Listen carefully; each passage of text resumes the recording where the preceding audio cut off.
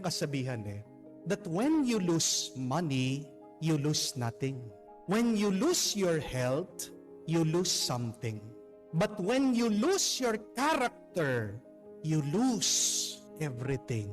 Bakit walang nawawala sa atin pag nawalan ka ng pera? Kasi ang pera, pwede mong kitain yan. Ang pera pa nga, pwede mong hingin yan sa mga tao. Magpalimos ka, kapalan mo yung mukha mo. Makakakuha ka ng pera. Di po ba? Pera lang yan. Pag nawala, maibabalik sa'yo, you lose nothing. Amen? Pag nagkasakit ka, may mawawala sa iyo.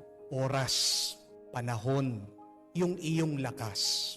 You lose something when you get sick, when you lose your health. Pero ang mabuting balita, magpahinga ka lang, uminom ka lang ng gamot, sumunod ka sa doktor, makikita mo ulit, babalik ang iyong mabuting kalusugan. Amen? Pero pag ang iyong pagkatao, pag ang iyong karakter, ang iyong reputasyon, pag nasira yan, pag nawala yan, pag hindi ka pinagkakatiwalaan ng mga tao, wala na lahat. Para kang nagiging walang kwentang tao, wala kang silbi. Di po ba? At ano yung tawag mo doon sa nararamdaman mo napakasakit pag nakagawa ka ng kasalanan sa ibang tao? Ang salita natin doon ay hiya. Pag nakagawa ka ng kasalanan sa iba at sa Diyos, di po ba? Nakakahiya.